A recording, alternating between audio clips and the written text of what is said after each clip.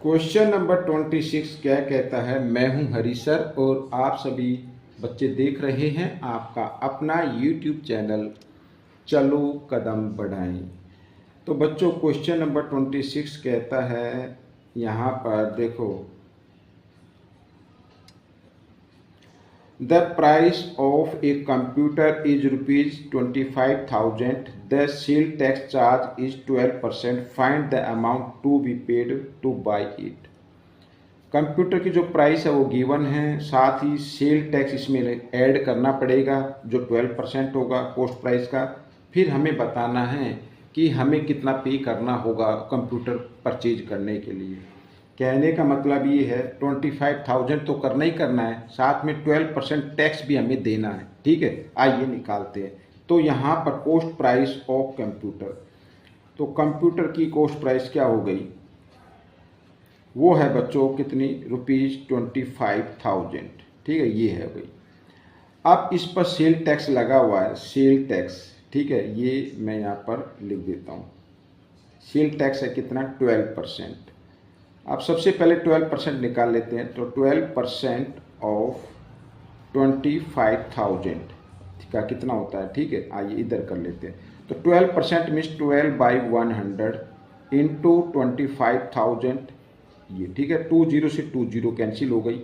आइए तो 0 यूँ के यूँ 10 बची ना इसमें। तो 12 की टेबल 5, पहले 12 5 जा 60, कैरी 6, 12 2 जा 24 और 6 30। ठीक है, 3000 आ गए बच्चों। 3000 का उस पर टैक्स देना होगा। तो हमें क्या करना पड़ेगा, द अमाउंट यहाँ पर लिख देता हूँ, the amount to be paid,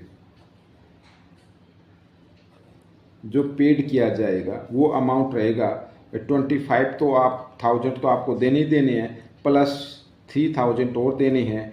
25,000 और 3000 होता है 28,000। This is the answer, this is the answer. ठीक है, ये क्वेश्चन आपका हो गया। आइए करते हैं क्वेश्चन नंबर 27। क्या कहता है, the present value of a machine is ₹1,000, it value depreciate every year by 10%, what is the value after 2 year. 2 year के बाद इसकी वैल्यू क्या रह जाएगी, यानी एवरी ईयर 10% के अकॉर्डिंग ये डेप्रिशिएट हो रही है, कम हो रही है। तो इसकी वैल्यू क्या रह जाएगी, ये हमें फाइंड आउट करना है। ठीक है, तो आपको इसमें क्या करना पड़ेगा, जो कंपाउंड इंटरेस्ट वाला फॉर्मूला है उसी फॉर्मूले का यूज करना पड़ेगा। क्या होता है बच्चों, वो आपको एक तरीके से अमाउंट फाइंड आउट करना है। ठीक है, तो क्या होता है, प्रिंसिपल और 1। अब क्योंकि यहाँ पर डेप्रिशिएट हो रही, कम हो रही, तो यहाँ पर माइनस का साइन आपको लगाना है। ठीक है, R/100 और इधर आ जाएगा टाइम। ये वाला फॉर्मूला आपको अप्लाई करना है तो आपका आंसर आ जाएगा। आइए अमाउंट फाइंड आउट करना है ना, यानी 2 ईयर के बाद कितनी वैल्यू रहेगी। यहाँ पर जो हमने ए लिया है वही, जो ए की वैल्यू होगी वही वैल्यू होगी आफ्टर 2 ईयर। ठीक है, तो पी मीन्स मशीन का मूल्य यहाँ पर 1000 इस तरीके से, और 1 माइनस रेट है 10/100 और टाइम है क्या 2। तो 10 से 10 कैंसिल हो गई। तो 1000 इक्वल, अब इसके नीचे 1 मान लो, 10 और 1 का एलसीएम जब हम लेंगे तो 10 आ जाएगा। साथ ही मैंने कई बार आप सभी बच्चों को बताया है क्या, कि अगर एक तरफ 1 हो डिनोमिनेटर के फॉर्म में, दूसरी तरफ कोई भी नंबर हो, तो उन दोनों को मल्टीप्लाई कर दो, वो एलसीएम होगा। उसके बाद क्रॉस मल्टीप्लाई भी करना है, 10 1 जा 10 और -1 1 जा 1 इस तरीके से। ठीक है, यहाँ पर सॉरी ये लिखना भूल गए। तो आइए देखो, तो 1000 और 10 में से 1 माइनस करेंगे, यहाँ पर मल्टीप्लाई का साइन लगा लो, 9/10। मल्टीप्लाई का साइन इसलिए लगाया क्योंकि ब्रैकेट और डिजिट के बीच में कोई साइन नहीं होता तो मल्टीप्लाई होती है हमेशा। पावर 2 है तो 2 टाइम्स इसको आप कर दीजिए ऐसे। ठीक है, अब देखो 20 से 20 कैंसिल कर दीजिए। अब 9 9 जा कितना होता है 81 और इंटू 10। तो 81 को जब 10 से मल्टीप्लाई करेंगे तो आपकी वैल्यू आ जाएगी 810, यानी मशीन की जो कॉस्ट रह जाएगी वो 2 ईयर के बाद 810 रहेगी। ठीक है, ये क्वेश्चन आपका सॉल्व हो गया है। आइए करते हैं क्वेश्चन नंबर 28। ये रहा आपके सामने। क्या कहता है क्वेश्चन, देखो, find the simple interest on ₹7,000 for 3 year at the rate of 10% per annum. बिल्कुल ईजी है ये। तो सिंपल इंटरेस्ट आपको फाइंड आउट करना है। सिंपल इंटरेस्ट का फॉर्मूला होता है P/R/T बाय में 100। ठीक है, तो प्रिंसिपल है 7,000 और रेट है 10%, टाइम है 3 और बाय में कर देना 100। तो 10 से 10, 10 से 10, 7 3 जा कितना होता है 21 होता है और पीछे 20 तो 20 लगा दी। ये आ गया आपका सिंपल इंटरेस्ट आ गया। ठीक है, सिंपल इंटरेस्ट। तो दिस इज द आंसर। आइए करते हैं क्वेश्चन नंबर 29। क्या कहता है क्वेश्चन नंबर 29? बहुत ही इजी है ये भी।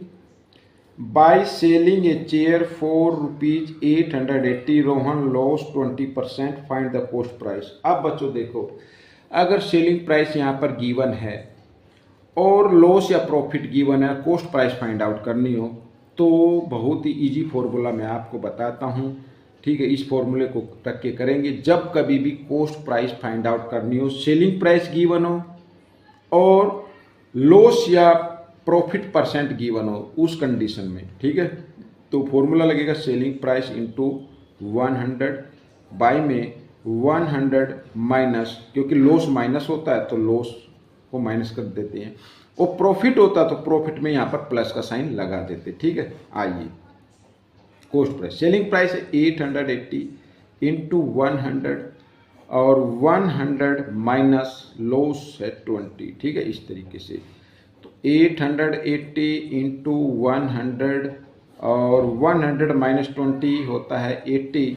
ठीक है, तो 0 से 0 कट कैंसिल, 8 से 8 1 जा 8, 8 1 जा 8। तो बच्चों ये आपकी कॉस्ट प्राइस आ गई। 11 1 जा 11 और पीछे 20 तो 20 हमने लगा दिए। 1100 इज द आंसर। ठीक है, तो उस चेयर की कॉस्ट क्या है 1100 रुपीज़ थी, जिसने रोहन ने, क्या नाम है, रोहन ने 880 का बेच दिया तो लॉस हो गया। ठीक है, आइए करते हैं क्वेश्चन नंबर 30। ये रहा आपके सामने। अब क्या कहता है क्वेश्चन बच्चों, देखो question number 30। Suman's present salary is ₹35,000। She gets an increment of 10%। Find her new salary find out करनी है। बिल्कुल, अब ये तो यानी अब जैसे आप मान लीजिए अब आपकी सैलरी 35,000 है, 10% का इंक्रीज हो जाए तो मीन्स नेक्स्ट मंथ कितनी सैलरी मिलेगी, तो ये आपको फाइंड आउट करना है। ठीक है, तो सबसे पहले आपको निकालना है 10% 35,000 का होता है कितना है। ठीक है, तो यहाँ पर 10% ऑफ 35,000 बिल्कुल लीजिए। 10% मीन्स 10/100 इंटू 35,000। ठीक है, 10 से 10, 10 से ये 10 हो गई, यानी रुपीज़ आ गया 3,500। ठीक है, इतनी इंक्रीमेंट हुई है। अब न्यू सैलरी यहाँ पर लिख देता हर न्यू, बिल्कुल इजी क्वेश्चन है ये तो। हर न्यू सैलरी जो 35,000 है वो तो मिलेंगे ही मिलेंगे, ऐसा नहीं वो गायब हो जाएंगे, वो तो मिलेंगे ही मिलेंगे आपको, और साथ ही 3,500 उसमें ऐड हो जाएंगे इंक्रीमेंट। ठीक है, तो ये आ जाएगी आपकी सैलरी। तो 20 और थर्ड डिजिट 5 है, यहाँ पे 0 तो 5 का 5 आ जाएगा। फोर्थ डिजिट यहाँ पे 3 है, यहाँ पे क्या है 5 है, 5 और 3 8 और 3 यूँ का यूँ, तो 38,500 उसकी क्या हो जाएगी, न्यू सैलरी हो जाएगी बच्चों। तो ये क्वेश्चन आपका सॉल्व हो गया है। ठीक है ना, इस तरीके से करने हैं। आपको ये क्वेश्चन कैसा लगा मुझे ज़रूर बताना, और इसमें से सीखकर दूसरे बच्चों को ज़रूर सिखाना है। अब हम मिलेंगे नेक्स्ट पार्ट में। Till then, thank you.